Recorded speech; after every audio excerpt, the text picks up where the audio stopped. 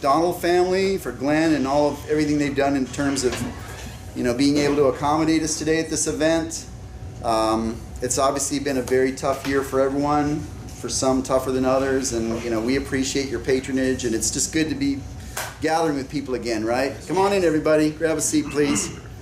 Anyways, my name is Ken Gerhard. I'm honored to be here. And I'm here with my team, which consists of Jim Whitehead, Daniel Allen Jones, and Jason Concy. And we are headed off first thing tomorrow morning to go search for legendary giant salamanders in Northern California, which are reported to be anywhere from 5 to 8 feet long. And science does not acknowledge they exist, but there are stories and Native American accounts and things. So anyways, we had the idea, I think Jim did, since he's spoken here before, that it'd be a good idea.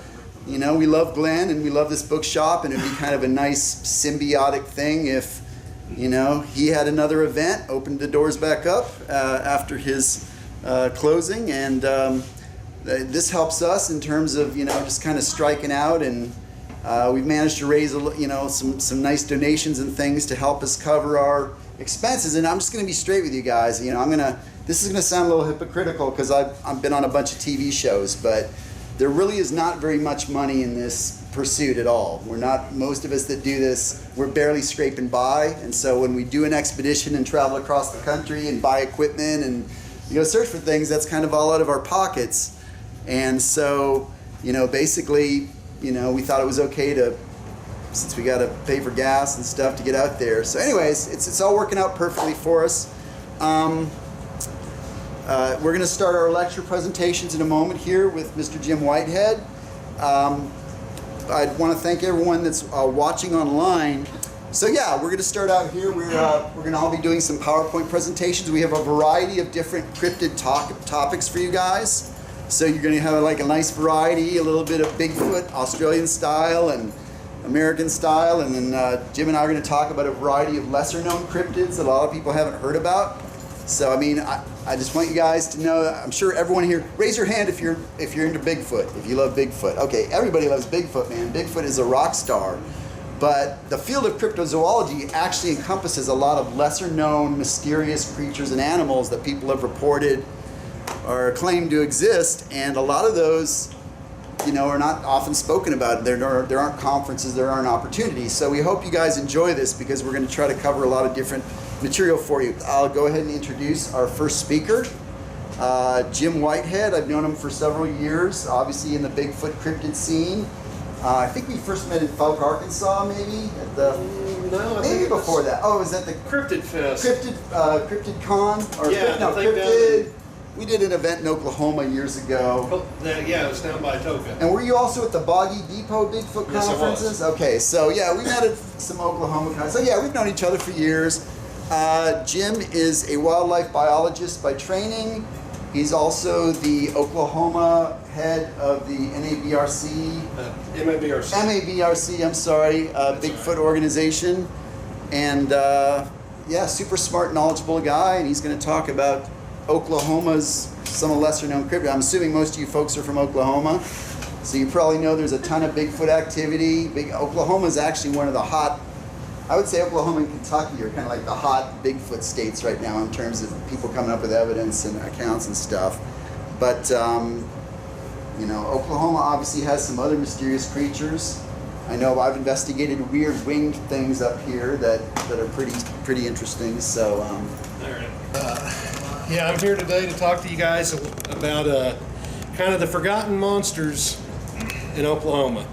Every place has its own stories of boogeymen, monsters, and whatnot. But Oklahoma is kind of unique. It's a cultural melding pot, so there's a lot of stories from all over. Now, there is going to be a little bit of Bigfoot in here because I can't not talk about that. So y'all will get a little of that. But as you can kind of see, each one of these silhouettes represents a random cryptid in Oklahoma. Now, you might be wondering why there's something like a beaver or a raccoon on there. We have reports of giant beavers in Oklahoma. Beavers that would weigh in excess of 200 pounds. In fact, my own mother has seen one. Same thing with raccoons. We've got reports of giant raccoons that would be 90 pounds or more. So, just because it's a known animal doesn't mean we can't have a freak specimen. But this happens. So, basically,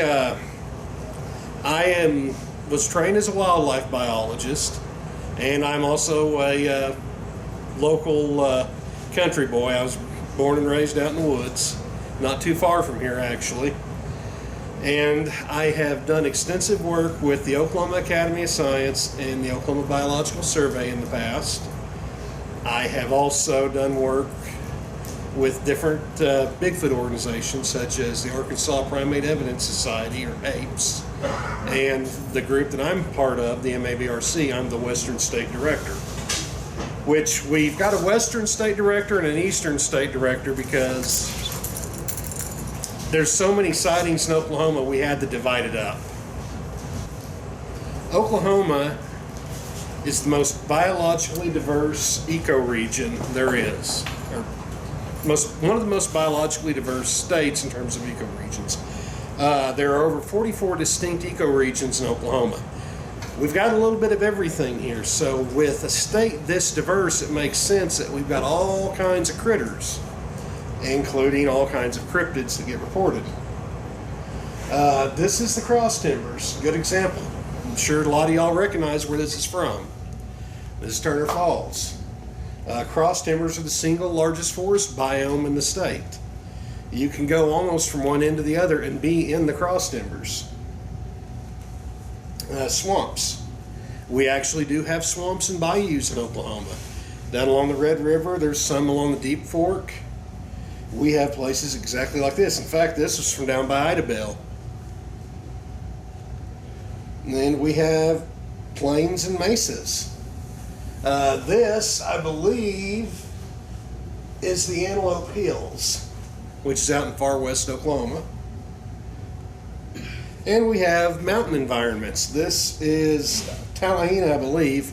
The mountains down there are more pine forest, but if you go north into the Ozarks, they are much more deciduous hardwood. So it's two different environments. I'm just kind of lumping them together. Then this is what everybody thinks Oklahoma looks like if you watch TV. Not a tree in sight, nothing but grass. We do have prairie. We also have canyons. This is down in the Wichita Mountains. And some of you might actually recognize where that's at because it's a popular hiking location. We also have some actual desert land in the state too. This is up in the Panhandle. This is Beaver Dunes, I believe. Okay, that didn't pop up. This is basically me saying that there are actually, a lot of different ecoregions, so we have a lot of biodiversity in the state. In fact, when I was working with the Oklahoma Biological Survey, we identified over 3,000 new species to science in the state of Oklahoma from the mid-90s up until the early 2000s. There was a running joke that all the wildlife in the state was congregated along I-35, I-40, and I-44, because that's the major travel route, so everybody's traveling. So first, I've got to talk about the hairy man a little bit. Oklahoma actually does have a rather lengthy history with Bigfoot.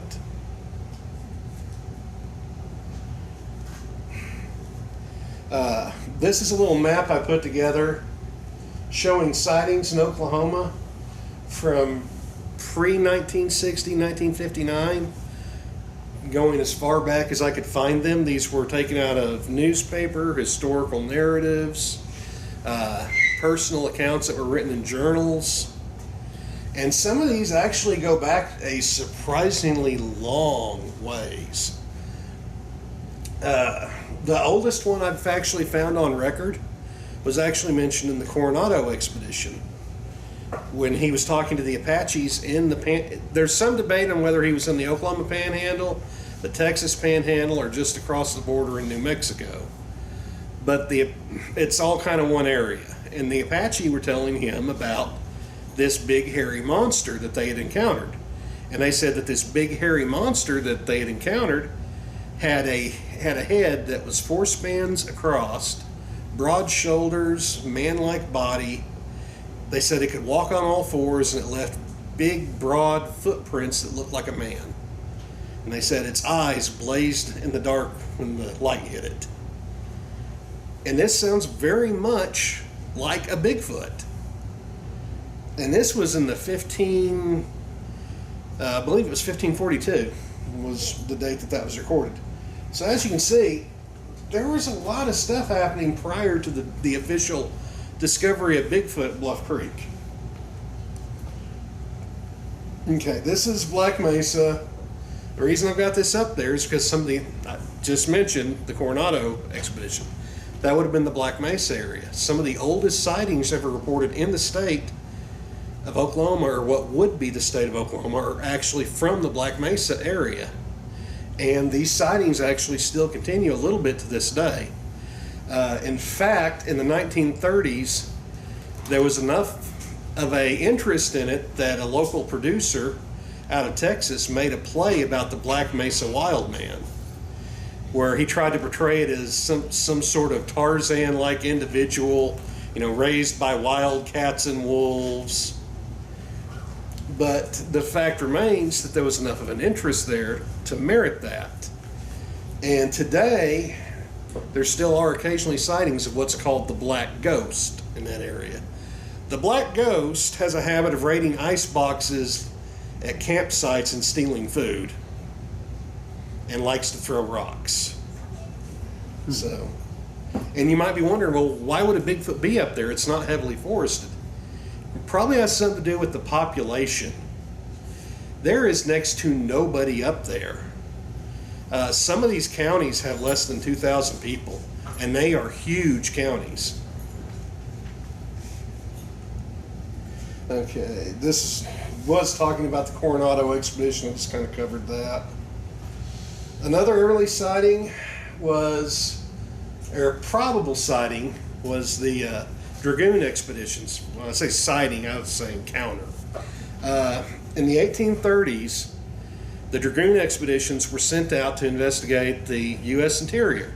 And when they were in what would be western Oklahoma, they wrote about what they called prairie grizzlies.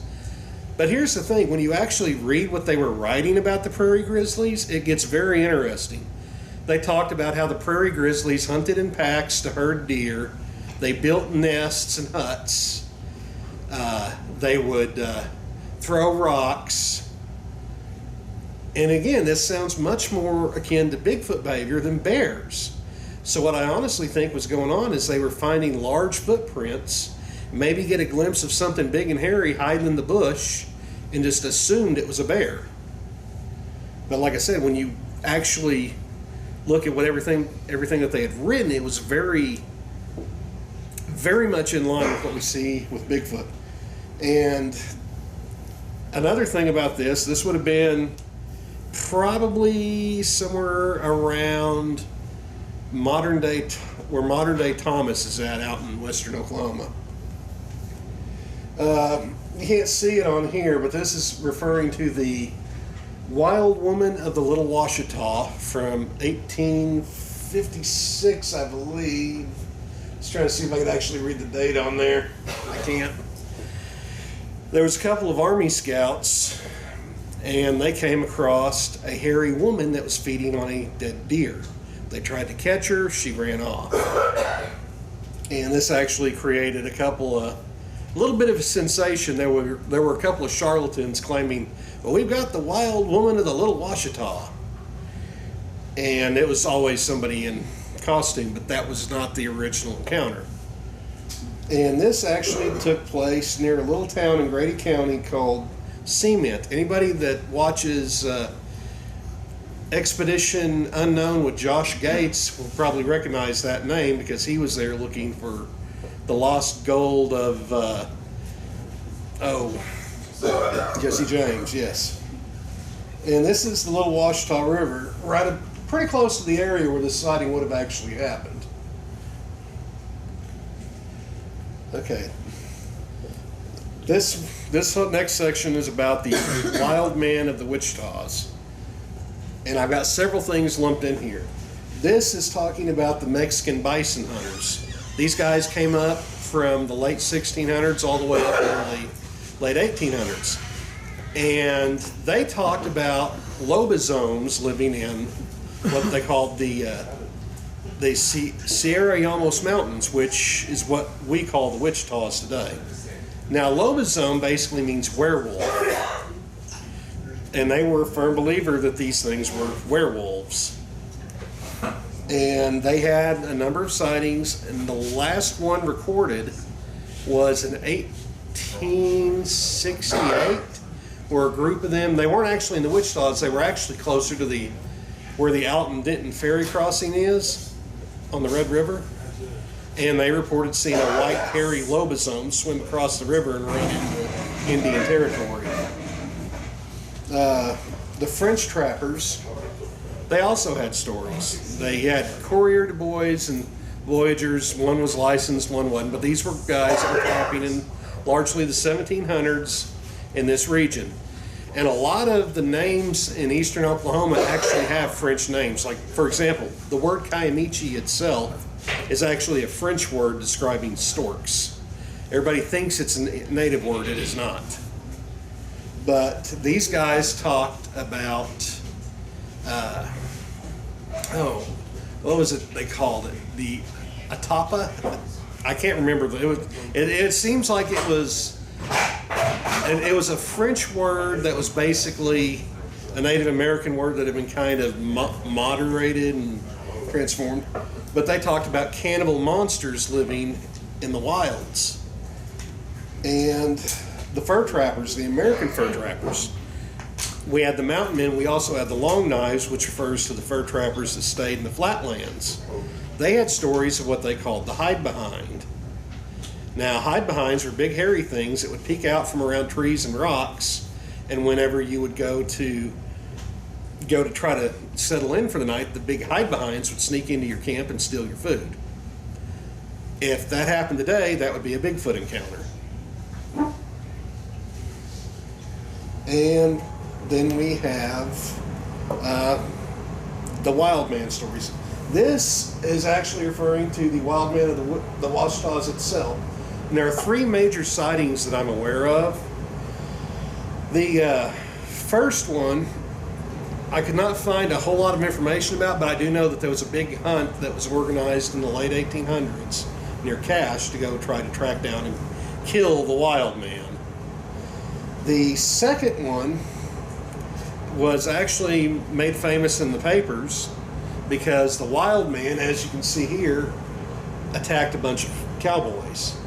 And apparently it beat the living snot out of them. Didn't kill them, but these guys probably actually what happened is they got thrown from their horse. Then they came in and said, oh, we got jumped by the wild man, and it picked me up and slammed me into a tree, and kind of amping it up a little. But there was another one with a family that had a homestead in the Wichita Mountains, and they reported seeing one come up to their homestead late at night. This would have been about 1910, 1912, somewhere in that area. Okay, this is Rachel Plummer.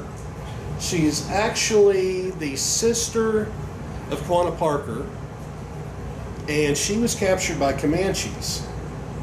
And in the 1840s, she was held prisoner in the Wichita Mountains by the Comanches. And when she was released, she told stories about what the Comanches were calling maputs. She translated it as man-tiger.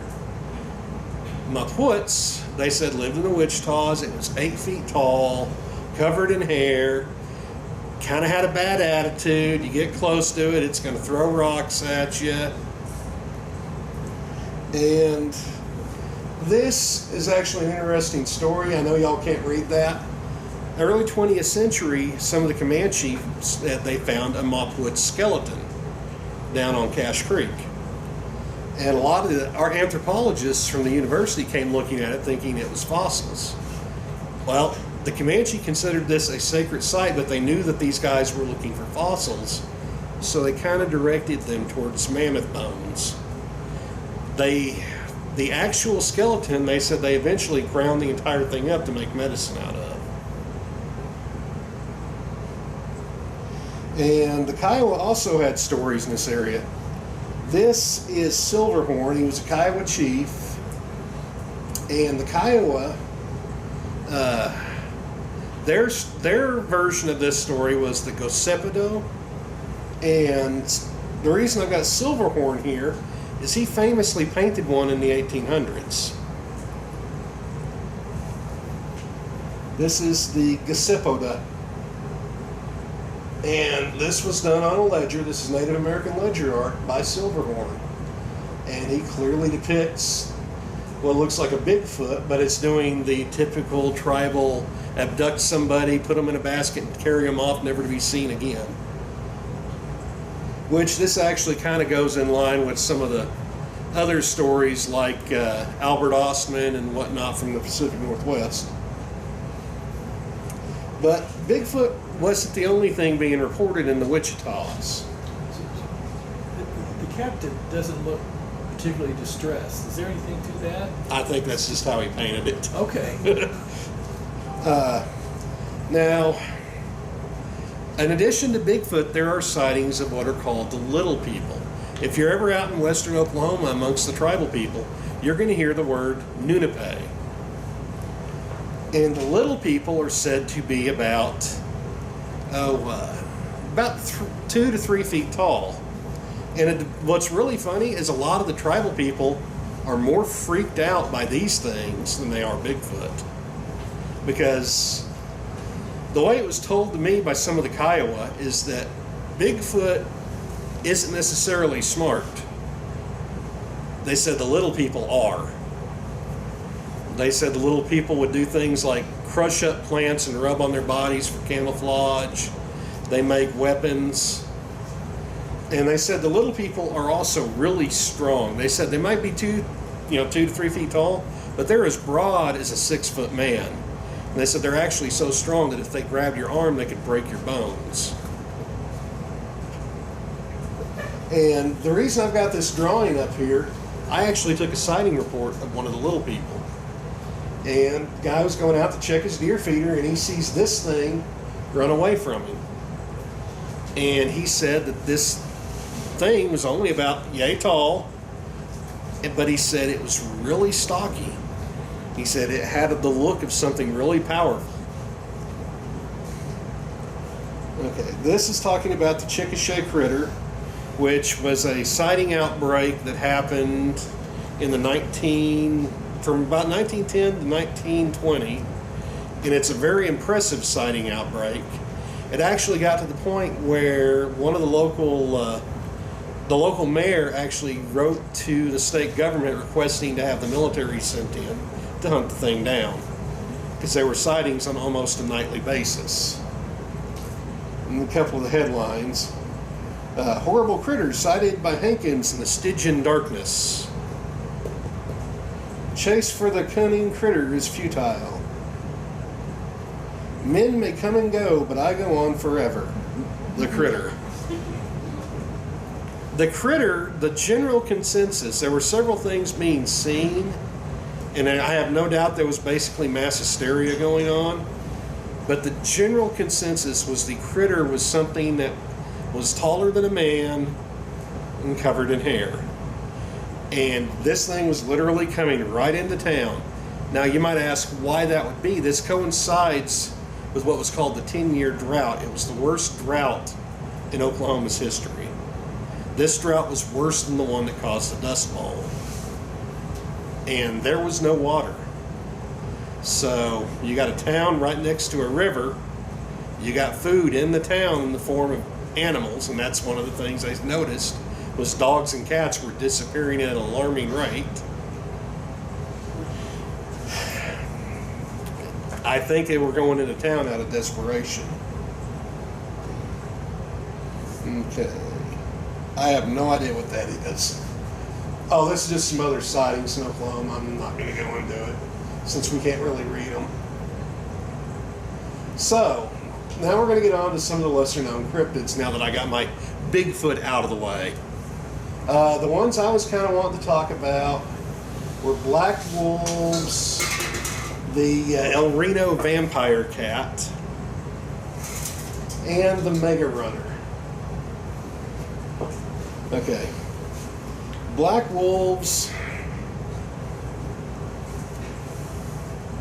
they kind of go in line with the black dog phenomenon.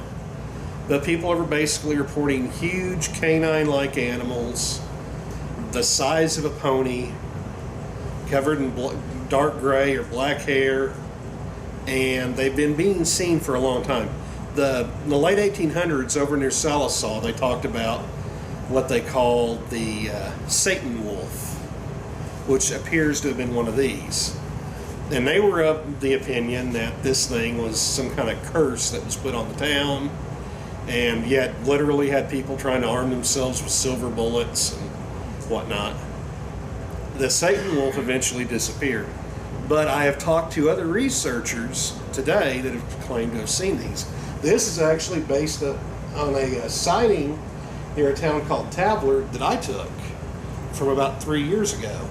And he said that this thing was chasing his cows, and he said it was about 4.5 feet at the back. And he said that it was covered in very dark fur.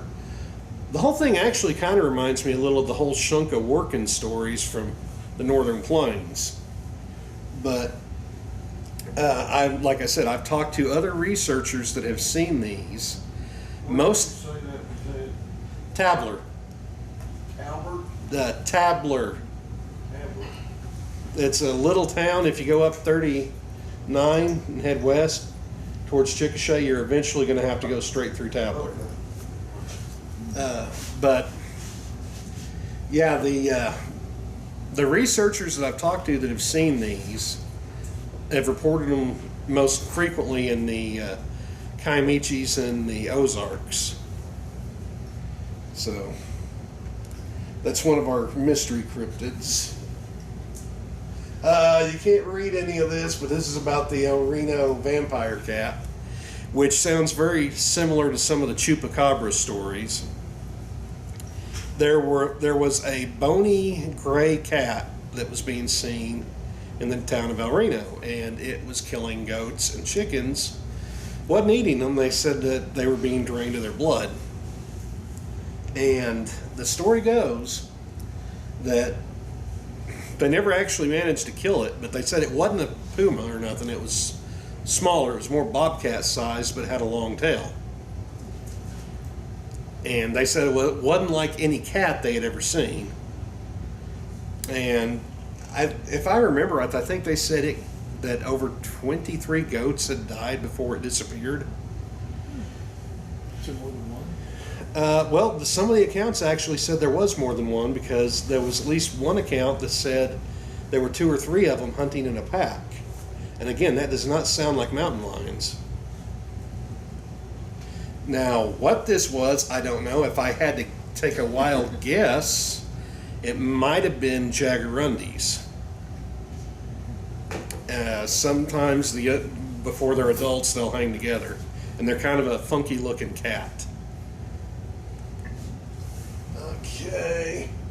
Alright, you can't see any of this, but this is about the mega runner. The mega runner is about the most... How should I put this? It's a very area-specific cryptid, and it's in this area.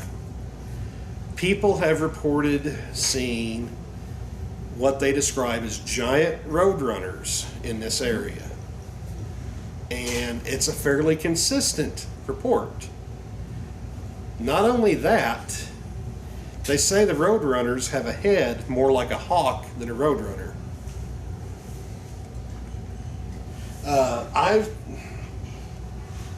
This is a list of sightings, but I'm not going to get into that since we can't really read them that well. I did an investigation a few years ago where a guy was going out to check an oil rig, and he said he's seen one of these things cross the road. He described a bird about 3 feet tall at the back, probably a total body length of 6 or 7 foot because it had a big long tail on it.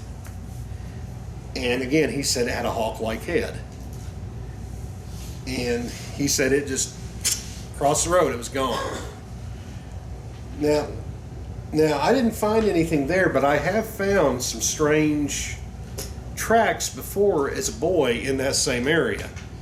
So I kind of connected the dots and thought maybe these tracks went with what people were reporting. So I drew a picture of what the mystery tracks looked like. And these things were about a foot long. And this was where? These were about 15 miles in that direction. The guy that seen it cross the road, this is what he said he saw when I did the sketch with him.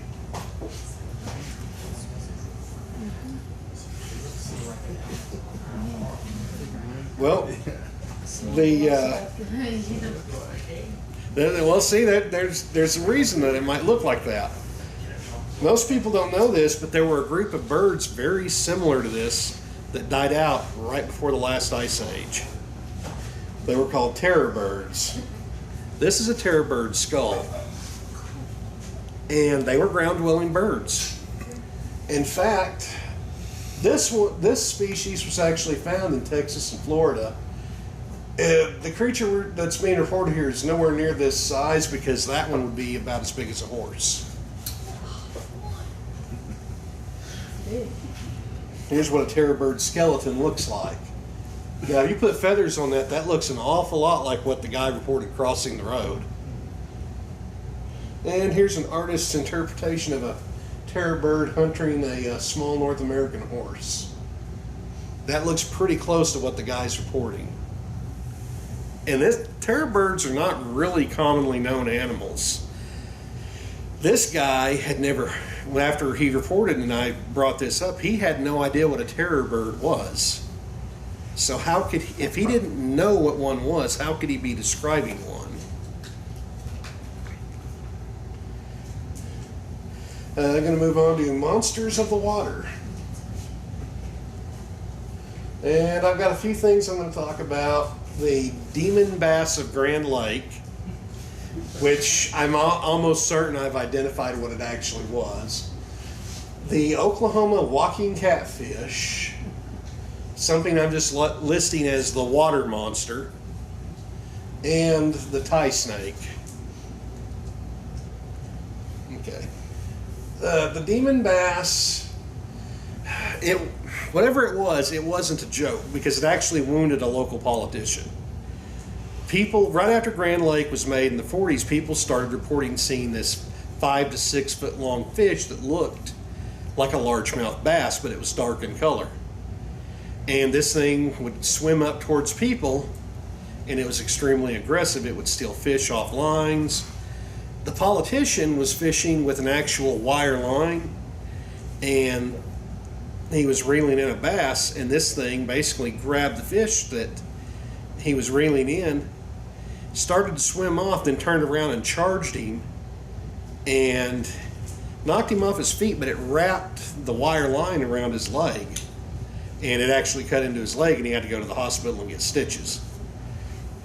Now, this is basically what people were reporting compared to a record-sized largemouth bass. Now, one of these images is not a largemouth bass. This is a known species, but that still fits very close in line to what people were reporting. And that's my reason to believe that the demon bass of Grand Lake was an exotic that got dumped into the river, and when they built the lake, it got stuck in the lake. My number one candidate is actually something called the Murray cod. Now, they're nearly extinct in the wild today, but these things have been popular aquarium fish for almost 120 years. And they look exactly like a largemouth bass, except for the fact that they can grow up to 6 feet long, 250 pounds. This is a guy in Australia that's actually caught a Murray cod. You make them live in fresh water? Yeah, they are freshwater fish. And it looks very much like a largemouth bass, just amped up on steroids and gamma radiation. Spider bite. Okay. And those can be found in Lake Murray? No. Oh. They're called the Murray cod because Murray, Australia. Oh, okay. But okay, this one's about the Oklahoma walking catfish. This is something I've been looking into hard and heavy. The Oklahoma walking catfish is not a catfish. I've talked to witnesses that have seen them. They are describing huge salamanders in Oklahoma, but they're not terrestrial salamanders for the most part. They are describing an aquatic salamander. That's basically what they are describing is something like this tiger salamander larva, but amped up to about 3 feet long. And again, I've talked to people that have seen these. I have found Native American names for them too. There's a number of them. The Comanche word for them basically translates into horned water lizard, and they describe it as having horns on its head, and the horns have hair on them. That's the gills. Is it found in Grand Lake? Water dogs are usually found in primarily ponds and stuff, but these are actually reported in rivers, primarily in the southern half of the state. Most of the stories I have came across are from the Washita, the Salt Fork, the Red River. There's a few stories from the Kiamichi River. And this talks about some of the names for them. This is actually a depiction, again, by Silverhorn, ironically enough, that I honestly believe is supposed to represent what we would call the walking catfish. And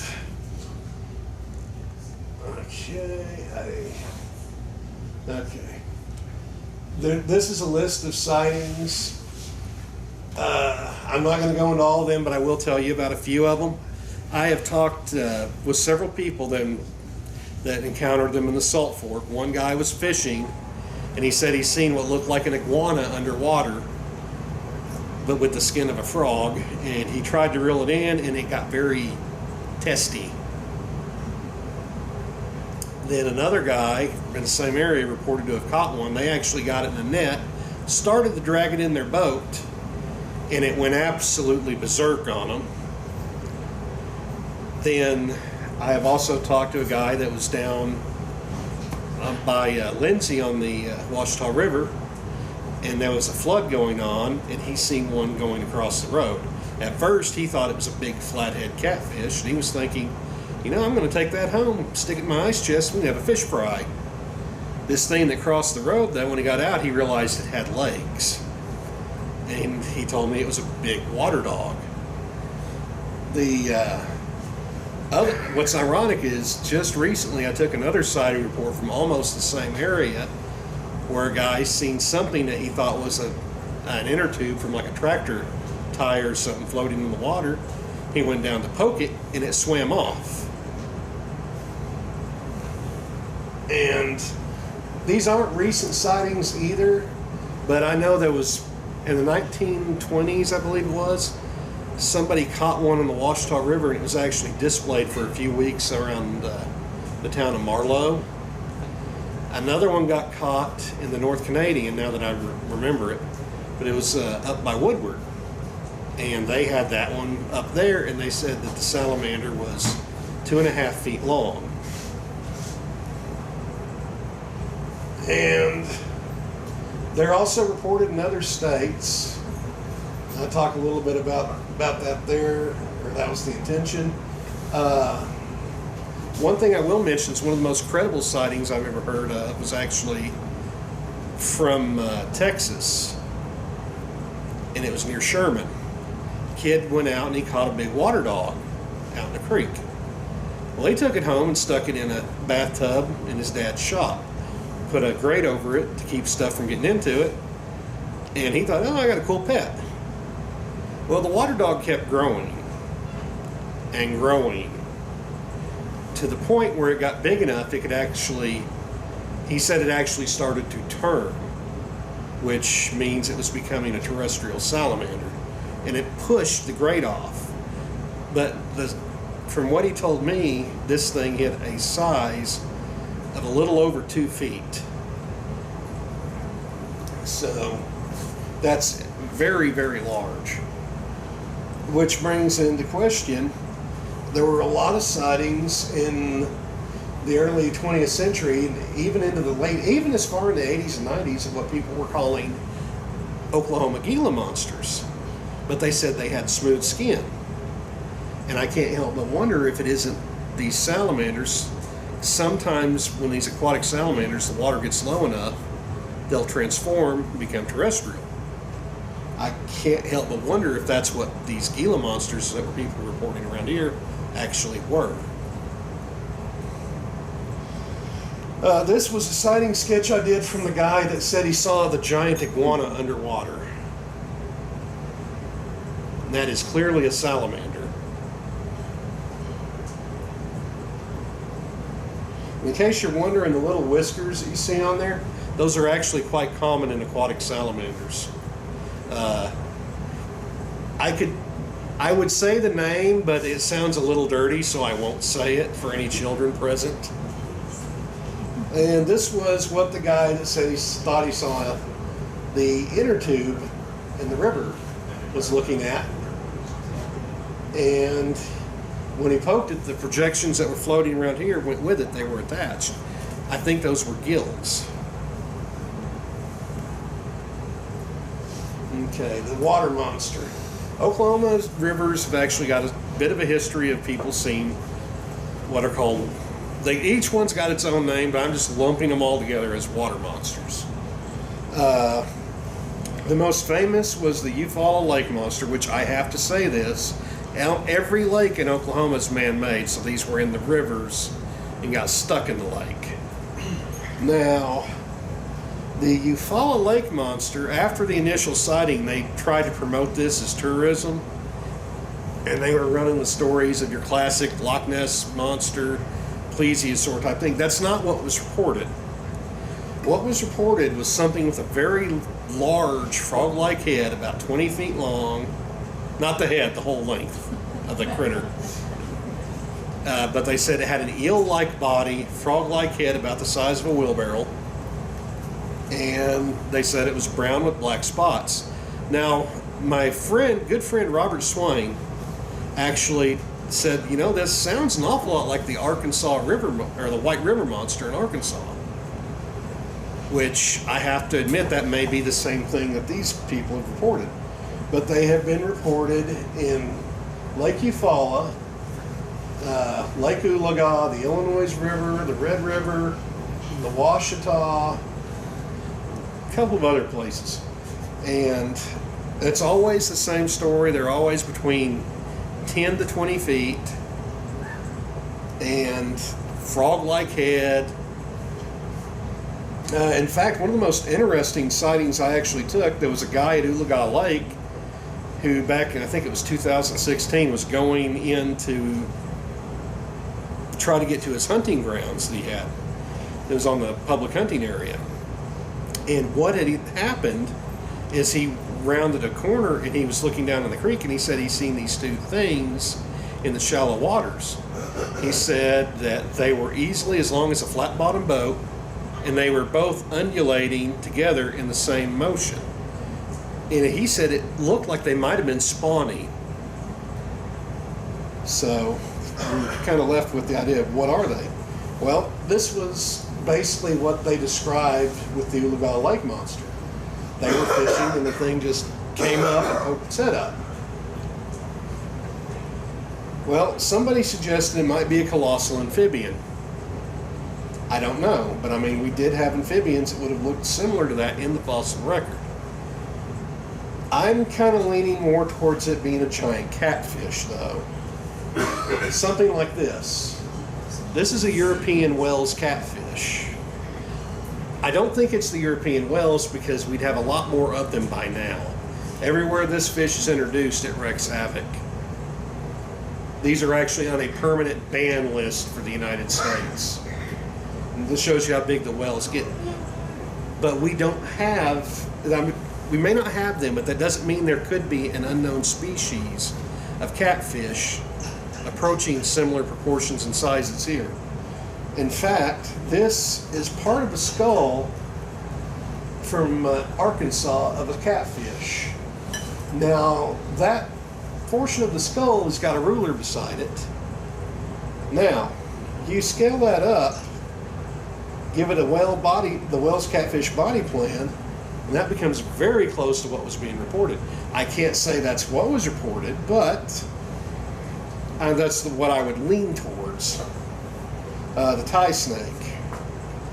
And the tie snakes were called this because they were stick around as a railroad tie and had that dark coloration.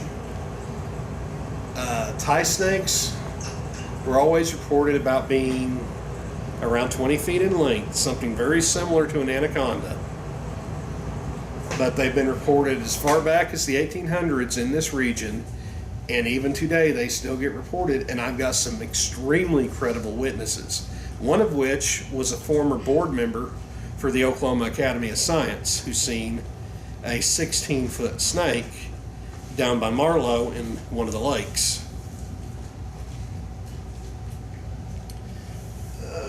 This is just mentioning sightings. Okay, now I'm talking about stuff in the air. There's not a whole lot in this section. I thought that there's thunderbirds and sky dragons, or well, the Indians, some of the Indians call them skin eagles. Okay. I've taken a number of thunderbird sightings over the years. I really wish that you guys could read this. I had a list of thunderbird names in the local tribes. There's a couple of legends I am going to talk about real quick. The Comanche have a legend about them killing a thunderbird in the 1800s in the Wichita Mountains. And I have actually taken thunderbird sightings in the Wichita Mountains, including some from a game ranger. The Comanche, the story goes that the hunter thought it was a normal eagle. He went to shoot it, and when he went up to the body, he realized what he had shot, and he went to get the rest of the tribe. And the tribe came back and they burnt the carcass. They said they wanted to release the spirit of the thunderbird because they were afraid that they had offended some of the spirits. The other one actually came from where modern day Tulsa would be, and it was right after the Indian removal. And that the story goes there were 3 Cherokee women that were picking blackberries in a thicket, and they saw the Cherokee thunderbird Tallulah fly overhead, and it scared the snot out of them. I have taken thunderbird sighting reports from Cache, Wichita Mountains, El Reno, Garvin County, which that one was actually really good because the witness saw that one perched in the top of a tree, and there was a tractor at the base of the tree, and he was able to judge the size. The tractor was still there. He estimated that from the tip of the beak to the tail, that bird was probably about 8 feet in length. And when it spread its wings, he estimated around 20. When was the last sighting? That would be the last sighting that I took. That was in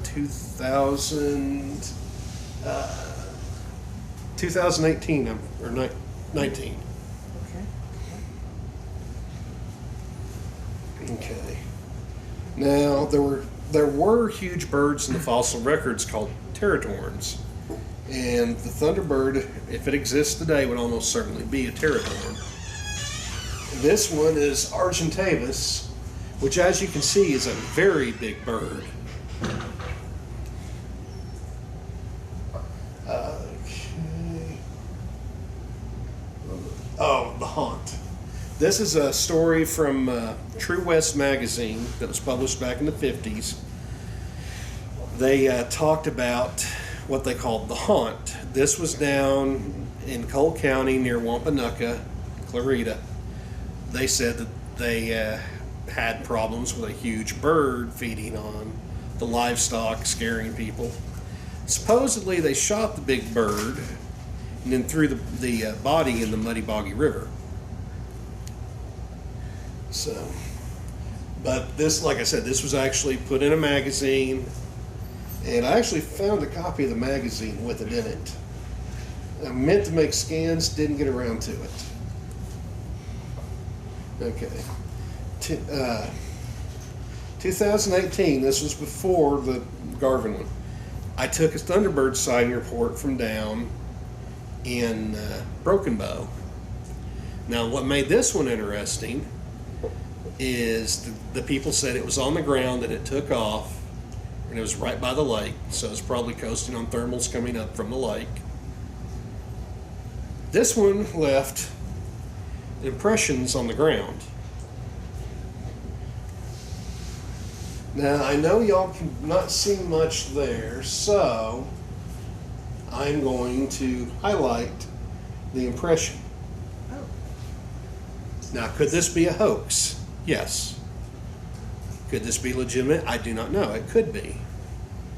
I don't have enough information, but all I know is the impressions that were on the ground matched with what the witness said. This, whoops, sorry about that. Got it. But this impression was about yay wide. You could see clearly see 3 large digits on it, or what appear to be digits. I honestly have no idea if this was authentic or not. These guys could have been playing a joke on me, but I'd like to say it was. I don't know. Let's see. And this is the Sky Dragon. Basically, this is kind of what people describe. They sound almost like pterodactyls. And I've talked to some. This is the end of it. But they describe what sounds like pterodactyls. Yukon. Yeah. I've talked to witnesses that have seen them in Yukon, Ponca City. This is kind of what people are reporting seeing. Yeah. I have some issues with it being a pterodactyl. But there was another theory that was put out a few years ago from a guy that studied bats that said in these open plains area, in an ice age environment, you could have a giant bat that would take the place of eagles at night. And there was a documentary called The Future is Wild where it was speculative biology of the future, but they were predicting a giant bat would arise during an ice age. But if it could happen then, it could also have happened during the last one. Bats are hollow boned, they don't preserve well in the fossil record. So we've got a wide variety of stuff reported in the state. It's not just Bigfoot, big cats. We got a little everything reported here. So thank you guys for listening. And this will wrap up the presentation that nobody could read.